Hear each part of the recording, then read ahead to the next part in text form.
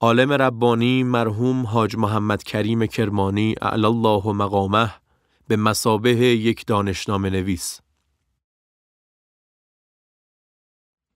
دائره المعارف یا معادل فارسی آن دانشنامه، کتاب یا مجموعه کتاب‌هایی است شامل اطلاعاتی جامع درباره همه شاخه‌ها یا برخی شاخه‌های دانش بشری و در چند منظر به اقسام مختلفی تقسیم می‌شود. سابقه تدوین این دانشنامه‌ها در اسلام بسیار قدیمی است و آنگونه که محمد تقی دانشپژوه در مقدمه یواقیت العلوم و دراری النجوم نوشته است، از زمان راهیابی علوم یونانی به دیار اسلامی، دانشمندان با رسم تدوین موسوعاتی به نام سوان الحکمه که میان دانشمندان یونانی رواجی داشته آشنا شدند. در همان مقدمه فهرستی از دانشنامه‌های اسلامی را نیز معرفی کرده است. دانشنامه نویسی به ویژه در دوره اسلامی موضوع درازدامنه است و تکنگاری‌هایی مختصر و مفصل در این باره به نگارش درآمده است. از جمله نگاهی کوتاه به سیر دانشنامه نویسی در جهان اسلامی و مقدمه‌ای بر دانشنامه نویسی در ایران و غیره. در عصر حاضر که به اعتباری عصر دانشنامه نویسی است و در این سالهای اخیر تب نگارش دانشنامه گسترش یافته و با نامهای مختلف در حال چاپ و نشر است، بجاست به ارتباط این مقوله با عالم ربانی مرحوم حاج محمد کریم کرمانی رفع الله شأنه اشاره کنیم. با بررسی و مطالعه آثار این بزرگوار از دو جهت این ارتباط را میابیم. نخست تفکر دانشنامه‌ای و دوم تصنیف و تألیف بعضی دانشنامه‌ها.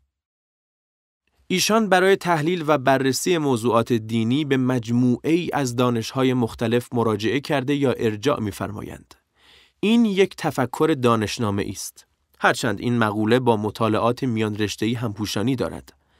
در نوشتاری مستقل به مطالب میان رشته‌ای در آثار مرحوم آقای کرمانی پرداخته ایم.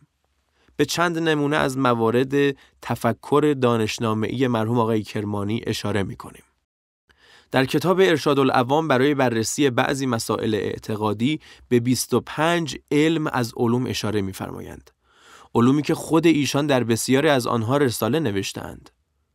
عبارت ایشان چنین است: از آن جمله علم‌هایی که در این مسئله ضرور است، علم هندسه و علم هیئت است و علم مجستی است و علم جغرافیا است و علم مناظر و مرایا است و علم طبیعی است و علم الهی است و علم صناعت فلسفی است و علم طب است و علم انطباع است و علم سیمیا است و علم اوفاق است و علم بیان و علم معانی و علم ابواب است و علم ضم و استنتاج است و علم تقارب و تباعد است و علم اقترانات و نسب است و علم نجوم و علم رخائم و علم استحالات و علم انعکاسات است و علم ابعاد اجرام و علم جر ثقیل و علم مشاکله است. ایشان در کتاب فطرت السلیمه همین علوم را به ضمیمه بعضی دیگر بیان فرموده و نتیجه استفاده از هر یک را نیز توضیح فرمودند. در مباحث مختلفی اشاره فرمودند که برای فهم بحث به علوم متعددی نیاز است، چه در مباحث حکمت و چه در فنون مختلفی همچون هیئت الافلاک و غیره.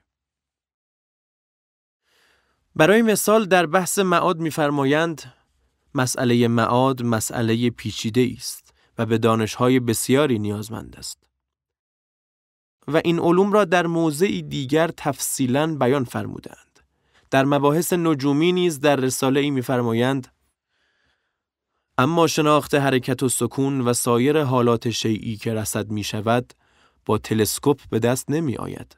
چنان که پیش از این شرح دادیم و به دانش‌های طبیعی یا غیر طبیعی نیاز است. آنچه اشاره شد گوشه‌ای بود از محور نخست، یعنی تفکر دانشنامه‌ای. محور دیگر نگارش آثار مستقل و غیر مستقل دانشنامه‌ای است. در این محور نیز به چند نمونه اشاره می‌کنیم. کتاب گرانسنگ فصل الخطاب از آثار مرحوم کرمانی رفع الله شأنه که چاپ جدید آن 8 مجلد است. طبق تقسیم حقیقت، اعتقادات، طریقت، اخلاقیات و شریعت، روایات صادر از معصومین علیهم السلام را با باب‌بندی جالب توجهی ارائه کرده است. ایشان در پایان کتاب فصل الخطاب چنین مرقوم کردند: به راستی که در جمع‌آوری و تصحیح و ویرایش و مرتب کردن اخبار و ترتیب کتاب‌ها و ابواب نهایت کوششم را تا آنجا که می‌توانستم به کار بردم و خوبی آن را نمی‌فهمد مگر آن کس که در لابلای آن اندیشه اش را به گردش درآورد و با فکری نافذ در آن بیندیشد. و با این وجود خودم را از قصور و کوتاهی تبرئه نمی‌کنم. آنچه این بزرگوار به عنوان تعلیقاتی بر روایات در این کتاب مرقوم کرده اند، بر اهمیت این کتاب افزوده است. این دانشنامه زمینه‌ای غنی و بکر برای پژوهش‌های حدیثی، فقهی و اصولی است و ظرفیت این را دارد که موضوع پایان نامه‌ها و رساله‌ها قرار بگیرد. اخیراً پایان نامه‌ای با محوریت این کتاب و دیدگاه‌های مرحوم آقای کرمانی دفاع شد. نگاه دانشنامه‌ای این بزرگوار به عرصه حدیث منحصر نمی شود. آنچه در کتاب جوامع العلاج و دقایق العلاج در زمینه مباحث طبی و معرفی نسخه‌های دارویی و فهرست کردن نام داروها تصنیف و تألیف فرموده است، نمونه‌ای خاص در دانشنامه دارویی است. به ویژه مقاله 4 کتاب دقایق العلاج که نام داروهای مرکب را به ترتیب حروف تهجی آورده اند و توضیح فرمودند و مقاله 5 کتاب مذکور که باز هم به ترتیب حروف داروهای روایی را مدخلوار توضیح دادند.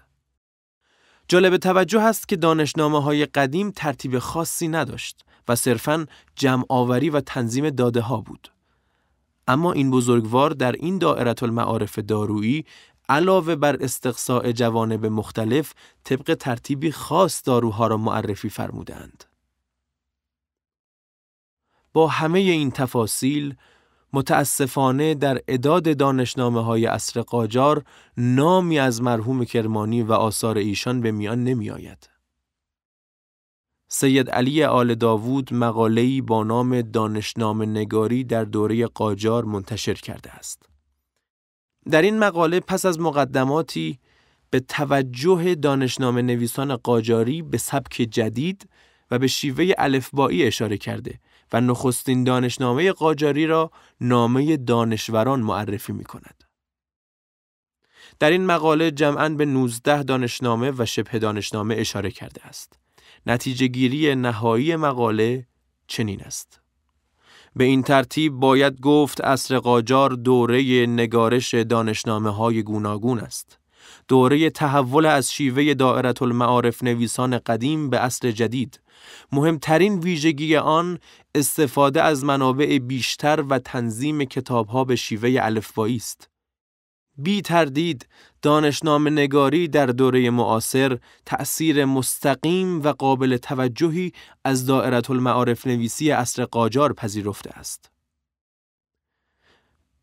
متاسفانه در این مقاله که بررسی موضوعی خاص در دوره قاجار است، به آثار مرحوم آقای کرمانی که در متن این دوره میزیستند و آثار ایشان منتشر شده هیچ اشاره‌ای نشده است.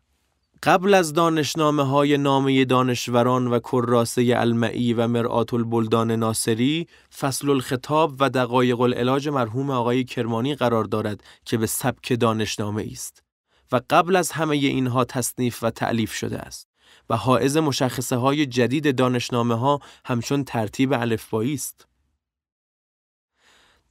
در پایان شایان ذکر است که ما ساحت عالم ربانی مرحوم آقای کرمانی را بالاتر از یک دانشنامه نویس می‌دانیم.